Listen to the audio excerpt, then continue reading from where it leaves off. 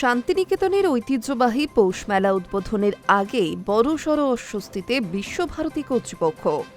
World heritage শান্তিনিকেতনের বিশ্ববিদ্যালয় campus ও সংলগ্ন এলাকায় দূষণ নিয়ন্ত্রণে ব্যর্থতার অভিযোগে জাতীয় পরিবেশ আদালতে চূড়ান্ত ভর্ৎসনার মুখে পড়তে হল বিশ্বভারতী বিশ্ববিদ্যালয়কে। এখানকার কর্মসচিব ও বীরভূমের জেলা শাসককে 2026 সালের 21শে জানুয়ারি সশরীরে আদালতে হাজিরার নির্দেশ দেওয়া হয়েছে।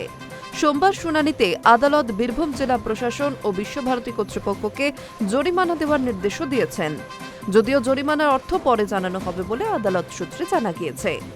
নির্ধারিত দিনে রিপোর্ট সহ সশরীরে হাজিরা দেওয়ার নির্দেশও দেওয়া হয়েছে দুই কর্তৃপক্ষকে। এ বিষয়ে পরিবেশ কর্মী সুভাষ দত্ত তিনি জানিয়েছেন, কঠিন ও তরল বর্জ্য নিয়ন্ত্রণ এবং নিষ্কাশন সংক্রান্ত ব্যবস্থা সম্পর্কে আদালত রিপোর্ট চেয়েছিল, কিন্তু নির্দিষ্ট সময়ের মধ্যে সেই রিপোর্ট জমা দেওয়া হয়নি।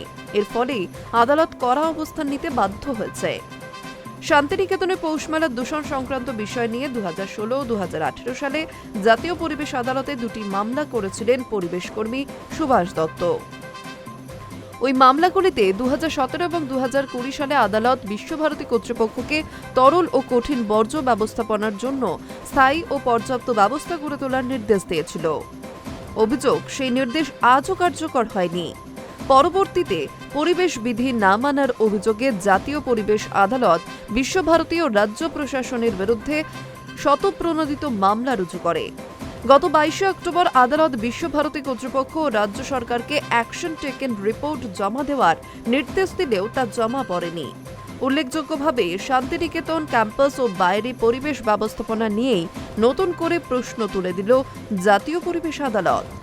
এই প্রসঙ্গে বিশ্বভারতীর ভারপ্রাপ্ত জনসংযোগ আধিকারিক অতীক ঘোষ বলেন, আদালতের নির্দেশ হাতে এলে তা যথাযথভাবে মান্যতা দিয়ে পালন করা হবে।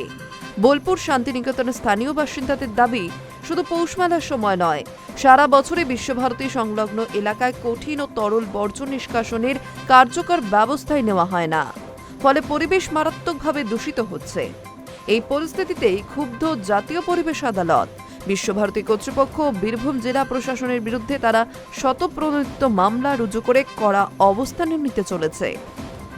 যদিও আদালতের তলব নিয়ে এখনো কোনো প্রতিক্রিয়া দেননি বীরভূমের জেলা শাসক ধবল জৈন।